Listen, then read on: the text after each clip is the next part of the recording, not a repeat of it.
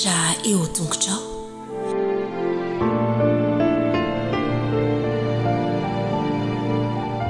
Manahoana daholo indray zazabody faly miantrano totokantranotsika indray amin'ity sabata ity. Tonga dia hisaotra an'Andriamanitra sika noho ny fitahiny dia akambany indray ary ny tanany ahondrika ny loha kipo maso. Iara hivavaka sika Jesosy zokinay misaotra anao indray zahay fa omenao anjara fitahiana mba hiaino ny teninao amin'ity sabata ity. Misaotra ihany koa fa omenao fahendrena daholo ny ankizy dia afaka manaraka ny fandaharana. Tahio izy ireo mba ho zaza endrim-pakatoa amin'ny anaran'i Jesosy. Amen. Tsara be nge ny lohatenin'ny lesintsika anio ho avy eny amin'ny rahona. Iza ary no avy eny amin'ny rahona? Fantatrareo ve? Jesosy ho avy eny amin'ny rahona. Dia izao indray ho vakiako indray aloha ilay tsy anjery dia rehefa avy eo miaraka manao tsiakijery sika rehetra. Eno tsara kanefa isika dia manantena lanitra vaovao. Petera 2:7-7. Mora kely andao nge isa 2:3. Kanefa isika dia manantena lanitra vaovao. Bravo! Anaraka ny tantara zany sika izao fa endry tsara daholo dia mipetraka tsara miaino.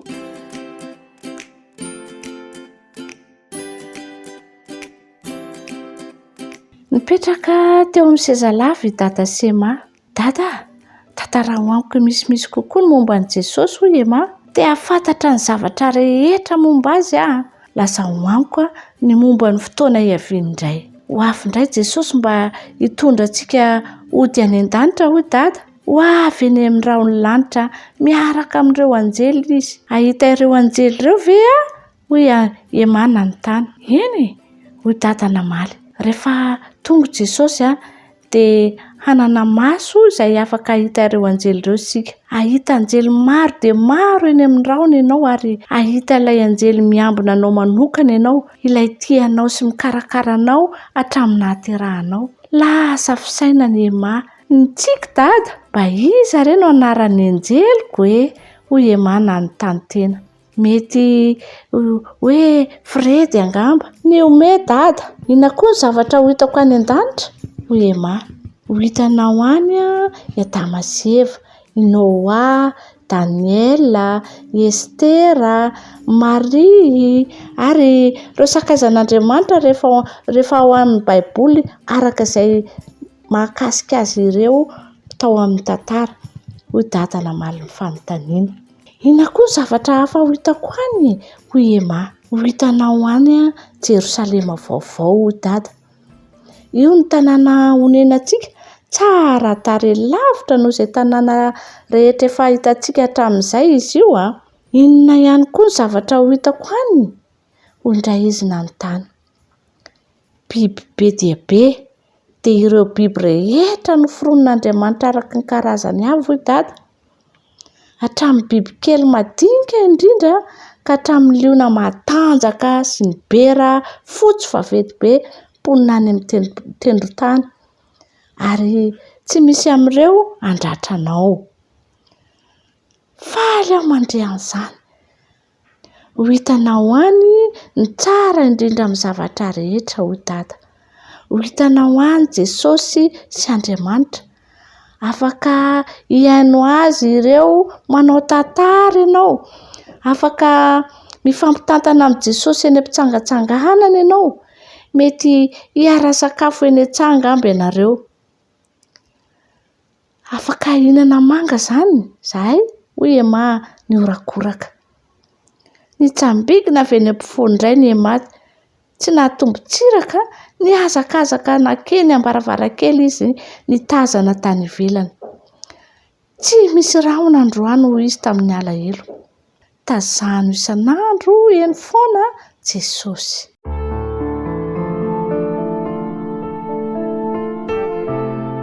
Mianatra eo tongotrao.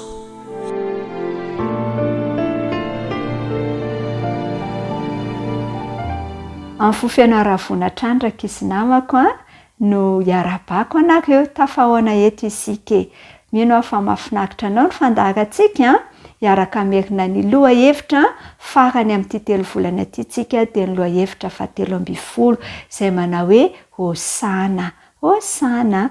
Ny andalateny izay natao tsy anjery dia hitantsika ao amin'ny Jaona 2:12 andininy 17. Jaona 2:12 andininy 17 manao hoe hosana isaorana ane ilay avy amin'ny anaran'i Jehovah. Hosana isaorana ane ilay avy amin'ny anaran'i Jehovah. Jaona 2:12 andininy 17. Iza tokoa moa rakizy no avy amin'ny anaran'i Jehovah? Ho hitantsika izany ao anatin'ny tantara. Fa ny lesona izay tiany Jesosy ho raisintsika indray amin'ity sabata ity dia izao hoe miakohaka amin'Andriamanitra tokoa isika rakizy rehefa mazoto midera sy maneho fankasitrahana azy mandrakariva eo amin'ny fiainantsika. Ka dia ho tanteraka amin'ny fiainan'ny ankizy kely rehetra ane izany. Da ho aroarana ny tantara e.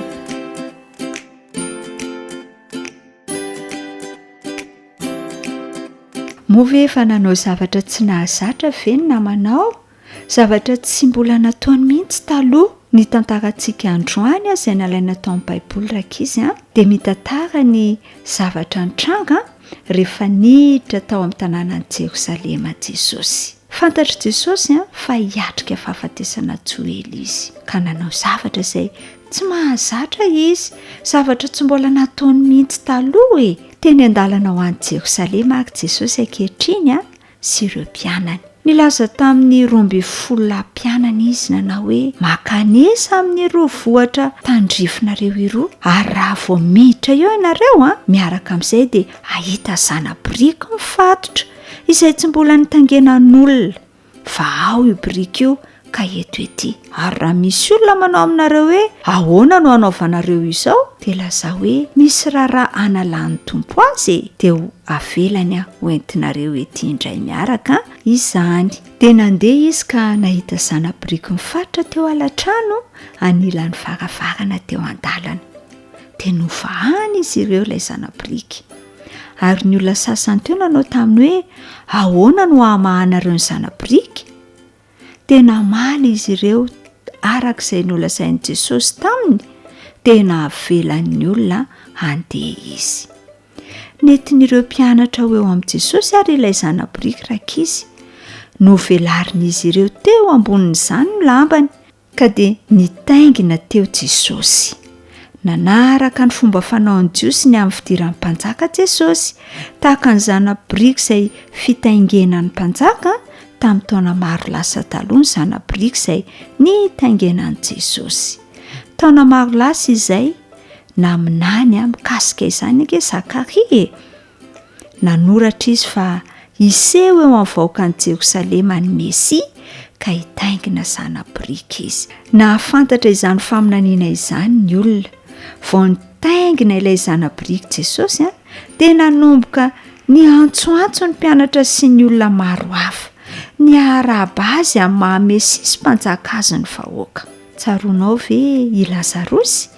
Ilay naman'i Jesosy izay natsanga novelona indray noraisiny Lazarosy ny laboridy ka dia notariany hamakivaky ny lalany Jerosalema ilay zana biriky. Namelatra ny lambany teo alohan'i Jesosy ange ireo mpianatra mba handalova ny zana biriky.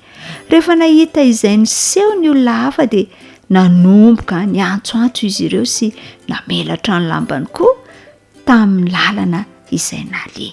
Ka dia ny antsoantso niaraka tamin'ny mpianatra izy ireo nanao hoe hosana hosana isaorana ane lay avy amin'ny anaran'i Jehovah. Antso izany rakizy izay haneho fideranan'Andriamanitra ny hosana. Isaotra an'Andriamanitra ny vahoaka noho ny nandefasany an'i Mesia ho azy ireo. Vahoaka maro tokoa no tonga tany Jerosalema hankalaza ny Paska. Fotoana atserovana izy ireo ny tarihan'Andriamanitra ny vahoaka Hebreo niala avy tany Egipta ange ity Paska ity taona maro lasa izay. Maro tamin'ireo vahoaka ireo ny tsy mbola nandre mihitsy mikasika an'i Jesosy, nijery ireo olona maro nanodidina an'i Jesosy izy ireo ka dia nanontany mikasika azy. Izany ny fomba nahalalany an'i Jesosy ary nanampy isan'ny filaharana lehibe natao ihany koa izy ireo. Nahafantatra an' Jesosy ny sasany tamin'ireo vahoaka, nahafantatra ireo nositraniny na natsangany tamin'ny maty, hany ka vahoaka marobe no nanaraka an' Jesosy kanefa tsy nanandratra fiderana ireo mpitarika jiosy. Nialina an' Jesosy ange izy ireo rakizy, niezaka nampangina ny olona izy ireo kanefa tsy nahomby izany. Niteny tamin'ny fahatezerana tamin'i Jesosy izy ireo, noho izany ka nanao hoe mpampianatra ampangino ny vahoaka. Lazaiko aminareo Jesosy namaly fa raha mangina ireo dia ny vato no iantsoantso. Nilaza tamin'izy ireo izy rakizy fa tsara sy mety ny ataon'ny vahoaka midera azy amahandriamanitra azy, ka raha tsy hanao izany ny vahoaka dia ny zava-boary ange no hanao izany. Fa aleoko izany ireo mpianatra Jesosy rehefa tapitra ny filaharany. Nihevitra tokoa izy ireo fa ho mpanjaka manana ny fahefany Jesosy ka hanjaka eo amin'ny Israely. Tsy mbola azo ny antsaina ihany anefa fa ho faty ho ela ange ity Jesosy ity. Tamin'io andro iray io tena velan'i Jesosy handray azy tahaka amin'ny mpanjaka ny vahoaka. Navelany ankoka aminy olona maro, navelany antso mafy hoe hosana, hosana, isaorana ne lay avy amin'ny anaran'i Jehovah. Tamin'izany fomba izany no nanehoany ny vahoaka ny fitiavany sy ny fanajany an'i Jesosy. Miankoka amin'i Jesosy amin'ny mahampanjaka sy mpamonjy antsika azy ihany koa tsika rakizy rehefa midera azy androany. Mendrika ny hoderaina tokoa izy ka dia andahoary ho tanterahantsika izany.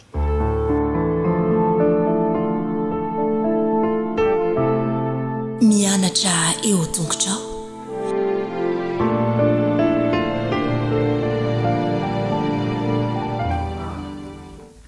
Miarabany tareo mantoan'ny rehetra indray ireo 13 taona sy 14 taona. Miarabany zoky ny ray aman-dreny ny zandry rehetra ihany koa. Natratra izao fotoana izao indray isika izay amerenantsika ny lesona fa 13 ary amaranana ihany koa ny 3 volana izay niarahantsika nianatra ny lesona teto. Ny lohateny tamin'ny herinandro iny dia hafahafa kely, fanjakan'ny tery-saina, izay ny lohatenitsika. Ary ny senjery dia ndao irantsika manao zany ao amin'ny bolana toko fa-4 andiny fa-20 sy ny fa-17. Ataovy marina ny alehan'ny tongotrao dia ho voalamina ny alehanao rehetra, aza mivily na ho amin'ny ankavanana na ho amin'ny ankavia, esory amin'ny ratsy ny tongotrao. Mazava be ny tian'ny senjery ho lazaina ary mamintona mihitsy izay nianarantsika tamin'ny herinandro. Taontsika dia nahita tantarana rangahy anankiray izay mipetraka teny tapo-tendrombohitra.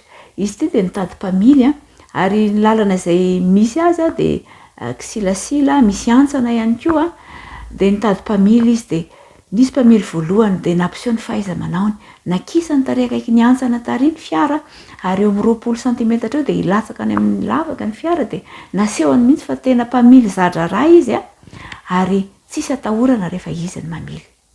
Dia hoy ilay rangahy izay nitady mpamily hoe atsoka ianao amin'ny fotoana izay ahafahantsika miresaka. Tonga indray ny mpiadina faharoa dia nanao toy izay ihany koa, nampiseho ny fahaiza-manaony ary ny tantara ny fanandramany rehetra izay nataony. Dia ny azy indray dia teo amin'ny 12 cm miala amin'ny antsana no nitondrany an'ity rangahy izay nitady mpamily ity. Dia toy izay ihany koa no lazain'ilay rangahy mpitady mpamily hoe ho atsoka ianao amin'ny fotoana mahamety azy. Ny mpamily fahatelo izay tonga ihany koa dia rehefa nandrana nitondra ny fiara dia nataony lavitry ny antsana no nisy ny fiara. Dia nanontanian'ilay mpanadina izy hoe fa maninona no toy izao ny fitondranao fiara, dia hoy izy hoe ny azo antoka indrindra no hitondrako anao. Ataoko lavitry ny antsana ianao mba ho azo antoka fa tsy ho latsaka any. Ny fiainana maha-kristianina ary tanora mantoanto dia toy izany indrindra. Indraindray dia misangy eo akaiky ny fahotana isika ary mieritreritra fa tsy ho latsaka amin'ny fahotana. Kanefa ny toerana azo antoka indrindra dia ny manalavitra ny fahotana. Rehefa miala amin'ny ota sy ny fakam-panahy ihany isika izay vao azo lazaina hoe voaro. Hoy Jesosy hoe mahonoana tena miambena fa ny devoly fahavalonareo dia mandehandeha tahaka ny liona mierina mitady izay arapany. Miandro mandrakarivo satanany amin'izay fahalementsika dia amin'iny iano amelezany antsika ary lafontsika ao anatin'izay. Efa naseho an' Jesosy atsika ny lalana izay azontsika hisafidianana. Azontsika atao no mifidy ny lalana malalaka sy migodana kanefa mitondra ho amin'ny fahaverezana. Azontsika atao ihany koa nefa mifidy ny lalana tery izay hitondra antsika ho any amin'ny fiainana mandrakizay. Eo amin'ny fiarahana mandeha amin'Andriamanitra dia tsy niteny akory Jesosy hoe ilamina sy hisosa ny zavatra rehetra. Hisy vola be, hisy fifaliana migodana. Tsy nampanantenana izany izy. Fa ny zavatra nampanantena iny dia izao hoe ho eo anilanao foana amin'ny sedra rehetra sy amin'ny olana rehetra izay manjoanao ary vonona ny anomeanao fiadanana sy fifaliana ao anatin'izany. Mety ho sarotra ny lalana iarahana mandeha amin'Andriamanitra, mety ikitotoana, mety hisy ny tsilo kanefa eo mandrakariva Andriamanitra miara-dalana amintsika izy ary raha miantehitra aminy isika, raha miala lavitra ny fakapanahy isika fa miantehitra amin'ny Kristy dia vonona izy ny anampy antsika ao anatin'izany. Na dia ireo kristianina tranainy aza dia mahalala tsara ny takelaka mpanondro lalana fa ireo izay tojo fahasairana matetika eny an-dalana dia indraindray mety ho sendrany tsy mety ihany. Anisan'izany ny apôstôly Petera. Na dia efa ela tao amin'ny finoana azy izy dia lavo ihany izy teny an-dalana. Nisy ny zavatra izay nahatafalatsaka azy tamin'ny fomba tsy tsara ary ny apôstôly Paoly no nanitsy azy tao anatin'izany sedra izay natao izany. Maika moa fa isika izay mbola tanora eritreriny ilaitsika ny miantehitra mandrakariva amin'ny Kristy. Dia arak'ilay voalazan'ilay andininy izay natao tsenjery teo dia hoy izy hoe ataovy marina ny alehan'ny tongotrao. Aza mandeha mikisilasila, aza mitady loza vetsy averoa fa ataovy marina ny alehan'ny tongotrao dia ho voalamina ny alehanao rehetra. Dia aza mivilona ho amin'ny akaviana ho amin'ny akavanana fa esory amin'ny ratsy ny tongotrao. Ry tanora mantoanto namako andeha ataontsika marina ny alehan'ny tongotsika. Aza manatona fakapanahy, mandosira ny fakapanahy, manatona an' Jesosy. Eo ihany no azotsika fiarovana sy ahitantsika ny fifaliana sy ny fiadanana feno. Dia miratro sy ny tanora mantoanto rehetra ary ho amin'ny telovolana manaraka indray lesona vaovao indray no iarahantsika mianatra. Veloma daholo.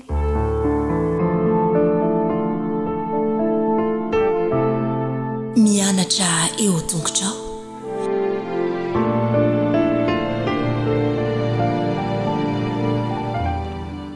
Ry tanora namako, ry mpianao jaina, miarabanao indray miarabanao amin'ny anaran'i Jesosy satria manana tombontsoa indrayntsika androany amerina ny fianarantsika mianatra ny tenin'Andriamanitra izay nampitondraina lohateny hoe anjaranao zao. Anjaran'izy zao anjaranao io zao aza merikerika, aza mijery olona hafa fa hainao zao manana anjara ianao. Misy karazana tanora, karazana olona dia mieritreritra inona moa zay za tsy mba manana anjara dia malahelo tareo. Fa androany dia sokafo tsara ny sainao fa ianao io dia anana anjara ianao, anjaranao zao. Zao lazain'ny Baiboly ao amin'ny Jaona 7:7 sy 7. Ary efa tanteraka izany fifaliako izany, izy tsy maintsy mitombo fa izaho kosa tsy maintsy miaina. Ny mahafaly indrindra zany eo amin'ny fiainana dia zao, eo amin'ny fanarahana an'i Kristy, izy tsy maintsy mitombo fa izaho kosa tsy maintsy miaina. Zany hoe Jesosy mitombo fa izaho miaina. Rehefa mitombo Jesosy dia tsy hita ianao. Zany anisan'ny tena mahafaly indrindra eo amin'ny fiainana. Matetika mantsy fivavahana kristiana ankehitriny dia lasa ohatran'ny hoe zesta, lasa ohatran'ny hoe friarehana. Indrindra mahazo andraikitra kely dia tena fahatsoana zany. Ny andraikitritsika amin'ny fanompoana an'Andriamanitra dia fanompoana io. Fa tsy tokony hisy riharihana mihitsy. Dia zao rehefa manao zavatra ianao ho an'i Jesosy dia Jesosy tsy maintsy mitombo dia ianao koa tsy maintsy miaina. Zany ny vaovao mahafaly indrindra. Noho izany anjaranao zao. Hoy ny Baiboly hoe izay manandra-tena nge dia ho ahetra e ary raha misy mandresy tena dia ho asandratra e zay manome voninahitra ao jesosy a dia omeko voninahitra ianao zany a tena fadio mihitsy ary alao lavitra ity hoe manandra tena ity fa raha vao manandra tena ianao dia takona jesosy ary tsisy fahombiazana rehefa jesosy ny takona eo amin'ny fiainanao rehefa mivoninahitra ao no asehonao tsisy fahombiazana satria nahoana ny friariana nge dia mitarika antsika ao amin'ny fitotongana amin'ny fiainany noho izany anjaranao zao anjaranao no manina anjaranao no misandratra manome voninahitra an jesosy amin'ny alalan'ny fanehoanao an jesosy eo amin'ny fiainanao aseho jesosy azainao no aseho fa jesosy misy amintsika dia manana fahazarana mihitsy hoe zaza mihitsy za tena efa za mihitsy aza mba miteny an'izany fa inao dia mpanompo aza manandra tena fa aleo ny tompo no anandratra anao zay zany lesinao antsika indray androany dia anjaranao zany zao a ny afaka hisandratra afaka neo an jesosy eo amin'ny fiainana aseho jesosy reto aseho jesosy eo amin'ny fiainantsika fa zany anisan'ny mission iraka mpanaovina atsika rehefa miseho eo amin'ny fiainantsika jesosy izy tsy maintsy mitombo tsika tsy maintsy mihena dia vita amin'ny fitoriana filazantsara satria nahoana rehefa mijeranao ny olona dia tsy ianao no hitany fa jesosy kristy izay ivavahanao no hitany zany ny tena zava-dehibe ary nisy fotoana nanontaniana jesosy hoe fa aiza le ray e aseho ianay zany andriamanitra ray zany dia hoy jesosy hoe hatramin'izay ve za teto foana dia tsy hitanareo e zay mahita dia mahita andray dia zay koa miresaka an' jesosy zany zao tsika ankehitriny impacte 2025 fitoriana filazantsara irariana mba hiteny aminao ny olona hoe aiza le jesosy dia amaly anao hatramin'izay hoe za teto foana dia tsy fantatrareo fa zay mahita dia mahita azy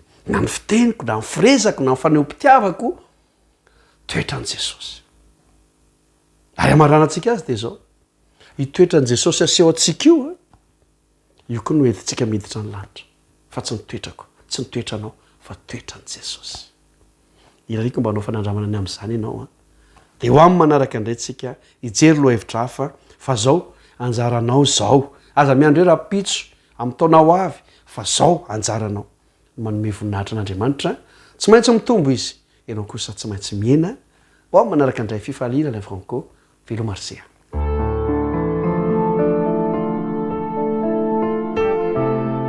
mianatra eo tongotrao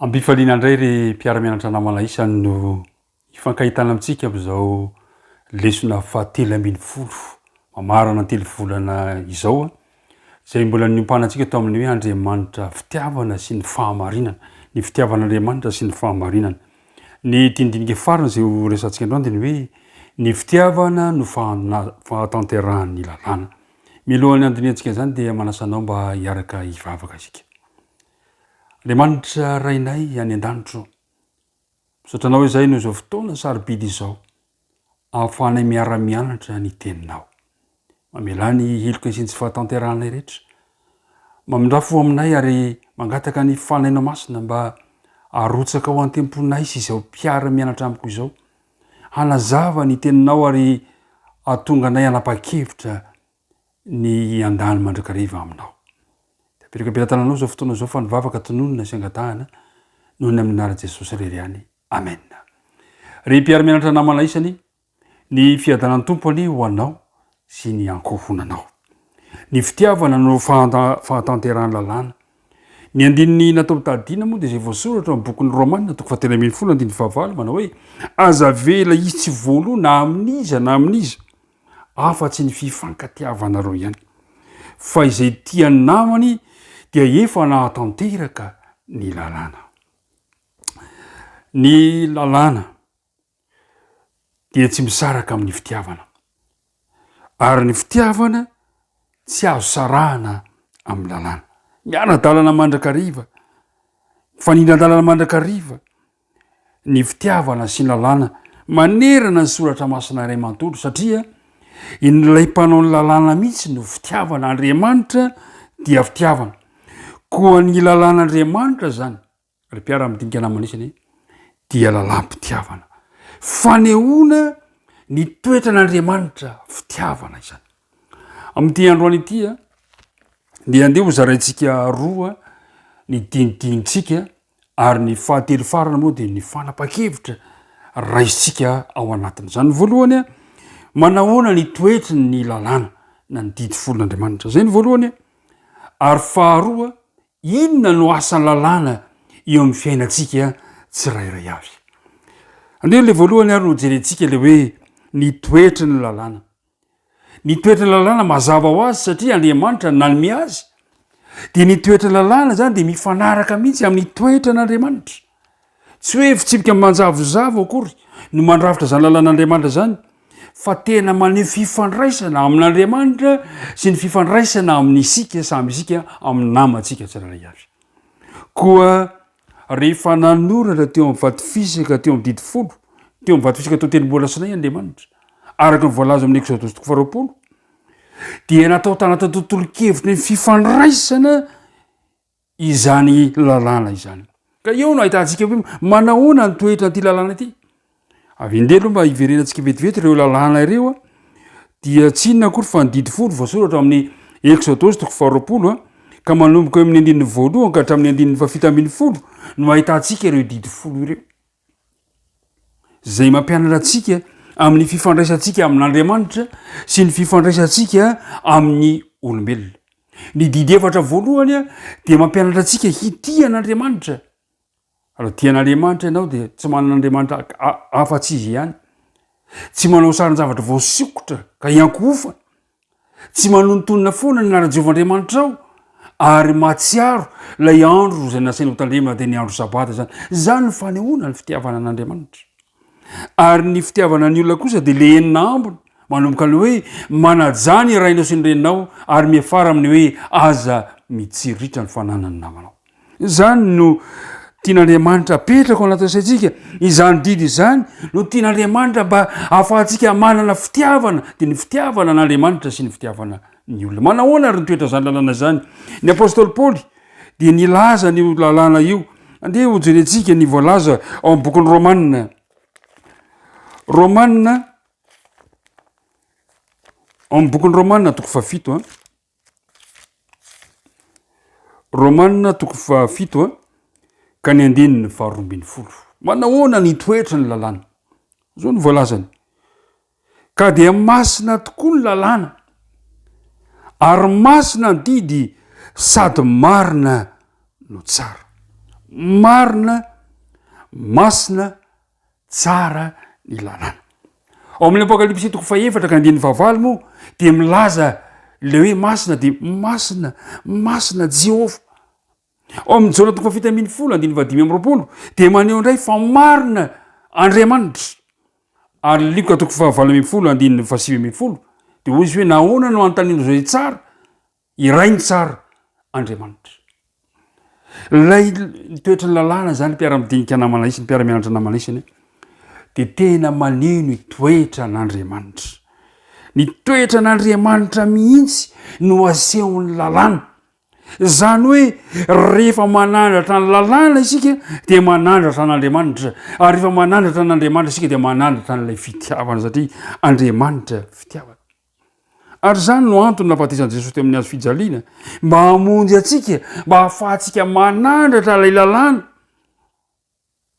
izay nodikaintsika olombelona ary zay natonga ny apôstôly paoly hoe mahafoana ny lalàna amin'ny fahasoavana ve isika sanatria izany fa mampiorona tsara ny lalàna isika ny toetry ny lalàna zany ry mpiara-midinika namanisany dia masina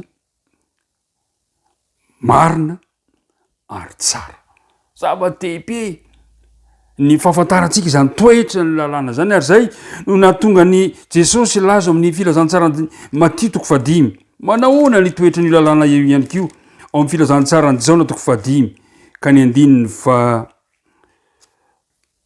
valo ambin'ny folo filazantsarany Matio toko fadimy ka ny andininy fito ambin'ny folo sy valo ambin'ny folo hoy izy hoe aza ataonareo fa tonga aho andrava ny lalàna na ny mpaminany tsy tonga aho andrava fa anatanteraka fa lazaiko aminareo marina tokoa mandra-pafoana ny lanitra sy ny tany de tsy iso foana akory amin'ny lalàna na de litera iray na de tendri-tsoratra iray aza mandra-pahatanteraka izy rehetra manahoana ny toetra ny lalàna ny toetra ny lalàna maharitra mandrakizay ny lalàna de maharitra mandrakizay ny mpanao salamo aza moa de milaza amin'ny salamo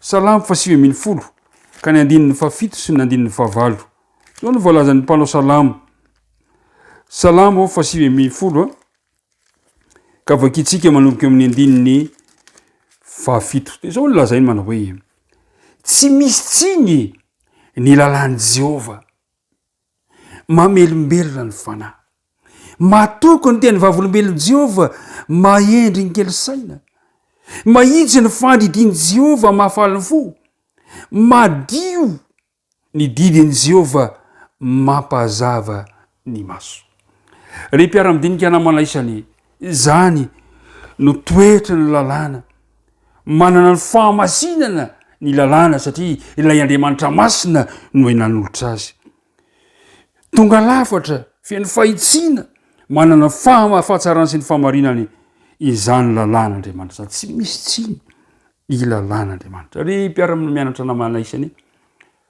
ny toetra ny lalàna raha iverenantsika de zao masina ny lalàna marina tsara ny lalàna maharitra mandrakizay ny lalàna tsy afaka ny anafoana zany na de ny fahafatesan'i Jesosy azy satria mandrakizay ny lalàna manana ny fahitsiny tonga lafatra manana ny fahatsarana ny lalàn'Andriamanitra ry mpiara-midinika namana mpiara-mianatra namana isany vavolombelony toetra n'Andriamanitra tsy miova ny lalàn'Andriamanitra zay ny voalohany ny oresantsika faharoa de ny asan'ny lalàna eo amin'ny fiainantsika tsirairay avy eo amin'ny Galatiana 3 ka ny andininy 2 ande ho jerevantsika bokyny Galatiana 3 ka ny andininy 2 de zao no voalazany tenin'ny soratra masina ten'Andriamanitra hoy izy hoe koa manohitra ny teny fikasan'Andriamanitra va ny lalàna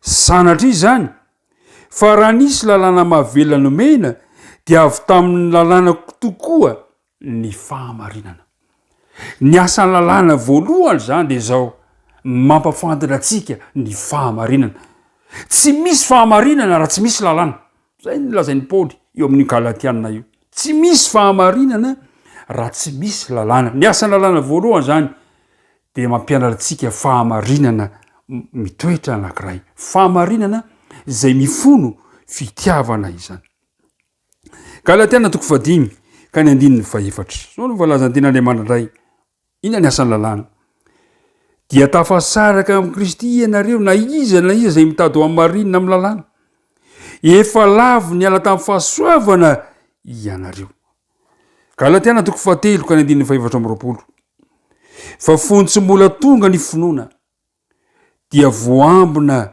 tao ambany lalàna isika ka voahidy ho amin'ny finoana efa seho ato aoriana koa ny lalàna de mpitaiza antsika ho amin'ny Kristy mba ho amarinina ny amin'ny finoana isika ny asan'ny lalàna de mampafantatra atsika mampasiahy atsika fampanota isika ary mitarika atsika eo amin'ny Kristy rehefa fantatra fampanota ianao fantatra fampanota isika dia manatona any Kristy ry mpiara-midinika namana ny lalàna de mampafantatra atsika fampanota ary ny lalàna de mitarika atsika eo amin'ny Jesosy ilay fahasoavana zany hoe ny lalàna sy ny fahasoavana zany tsy mifanipaka samy manana ny andraikiny samy manana ny asany ny lalàna sy ny fahasoavana fa saingy zao mifandrindra kosa izy amin'ny fitiavana sy ny fahamarinan'Andriamanitra satria ilay fahasoavana de tsy inona akory fa fanomezana maimaim-pona nomen'Andriamanitra ny taranak'olombelona zay lavo tsy mahay mamonjy ny tena atsika mantsika mampanotatsika tsy mahavonjy atsika ny fitandremantsika ny lalàna fa ny fahasoavana kosa no amonjena atsika amin'ny alala ny finoana ary voalazan'ny paoly fa tsy avy amintsika izany fa famezana avy amin'andriamanitra mahafinaritra andriamanitra omen'andriamanitra avokoa zay fomba rehetra mba hahafahana mamonjy atsika nomena atsika maimaim-poana lay fahasoavana de le fahasoavana de tsy iza zany fa Jesosy Kristy fa toy izao ny fitiavan'andriamanitra zao tontolo zao nomeny ny zanan'ilay tokana. Le mpiara-midinika namana eto zany de tetarika asika manao hoe tsy hoe andeha hitandrina lalàna isika mba ho vonjena fa mitandrina lalàna isika satria efa novonjena. Tsy hoe andeha hitandrina lalàna isika mba ho tiavina tsia fa mitandrina lalàna sy ny didin'andriamanitra isika satria efa no tiavina satria efa tia atsika Andriamanitra. Zay zany ny asan'ny lalàna voalohany ny asan'ny lalàna voalohany zany de zao mitarika atsika ho eo amin'ny Jesosy. Ny asan'ny lalàna faharoa de zao manome atsika fahafahana izany. Zao no voalaza ao amin'ny Deutéronomie 15. Deutéronomie 15. Deutéronomie 15. Deutéronomie de famerena ny teny. Zany atao no nadika fa fandrony ny didin'Andriamanitra zay nosoratana teo amin'ny teny Sinai tany a Exodosy. Dia ny Deutéronomie kosa zany de famerenana fampatsiahiva omen'Andriamanitra ny olona, omen'Andriamanitra atsika. Zao no voalaza eo amin'ny 15:10. Zao no voalaza. Hoy izy hoe ary tsy sarovo fa andevo tany amin'ny tany Egipta ianao ka tanana mahery sy sandrona injitra no nitondrany Jehovah Andriamanitra aminao nivoaka avy tany. Izany no nandidiany Jehovah Andriamanitra anao hitandrona ny andro sabata. Eo amin'ny 15:20 manko de zao na zany hoe mitandrema ny andro sabata na masina azy. Zay le didy faefatra. Ny asan'ny lalàna zany eto de mampatsiahy atsika ny sabata moa de fantatsika tsara fa mampatsiahy atsika fa Andriamanitra ny mpamorona antsika tsirairay avy. Ny asan'ny lalàna zany de mampatsiahy atsika fa mpamorona Andriamanitra. Ary eto de anankiray tsarovy fa andevo tany amin'ny tany Egipta ianao ka tanana mahery sy sandrona injitra no nitondrany Jehovah Andriamanitra anao. Izany nandidiny Jehovah Andriamanitra anao hitandrina ny andro sabata. Ny didin'Andriamanitra zany de manome atsika fahafahana. Mahafinaritra zany mpiara-mianatra namana isany. Manome atsika fahafahana ary zay natonga ny Jakoba ilaza ao amin'ny Jakoba toko fa 3 de milaza izy hoe fa isika de ho tsarain'ny lalàn'ny fahafahana.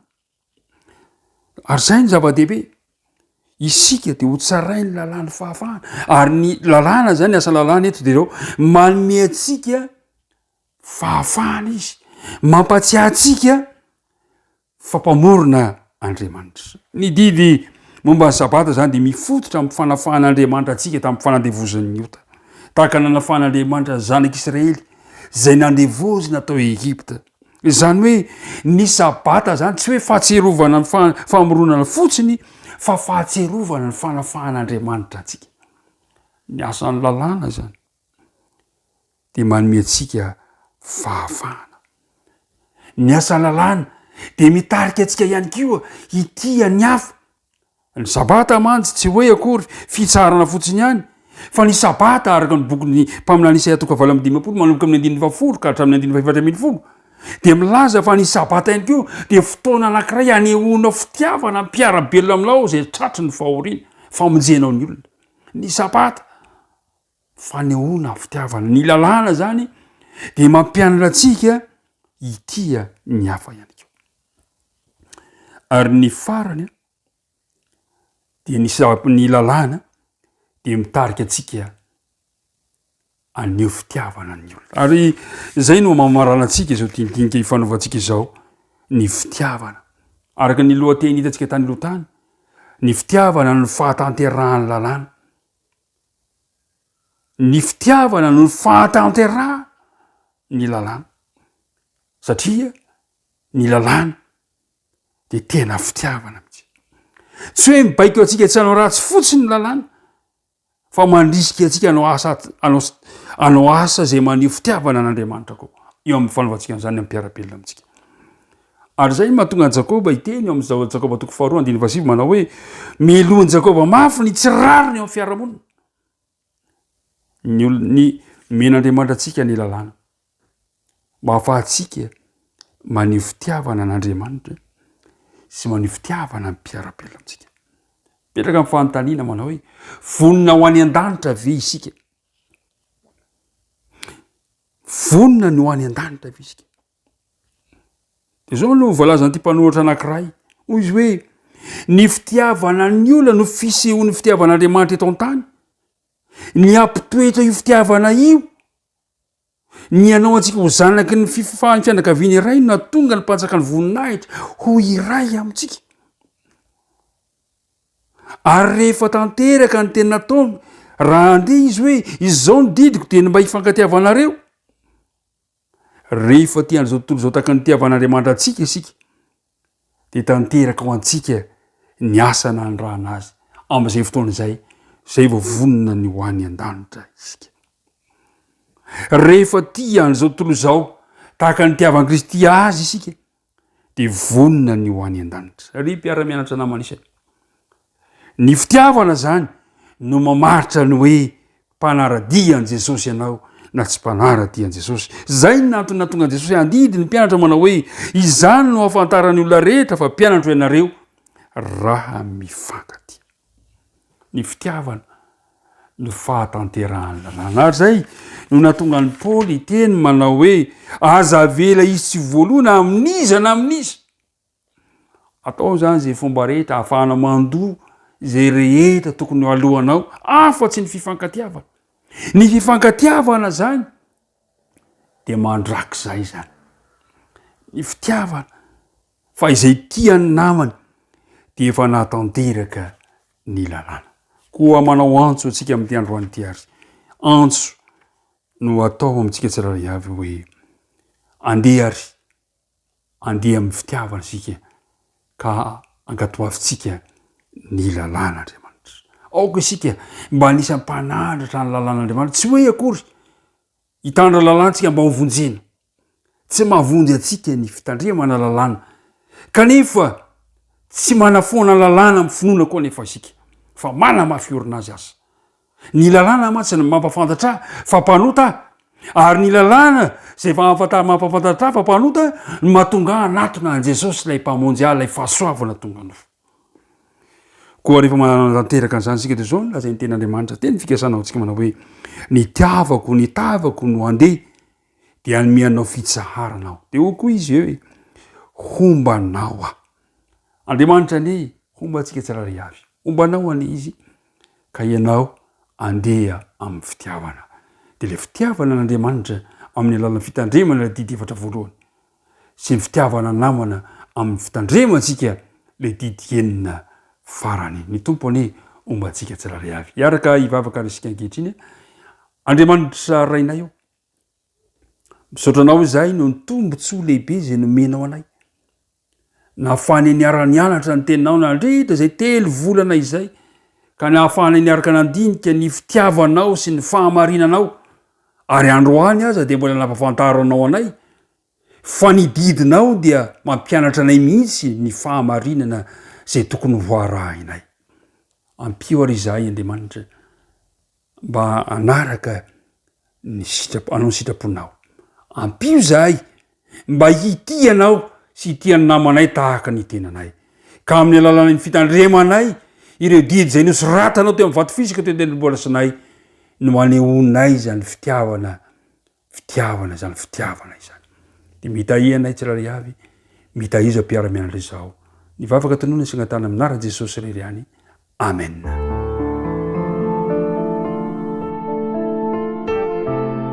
mianatra eo tongotrao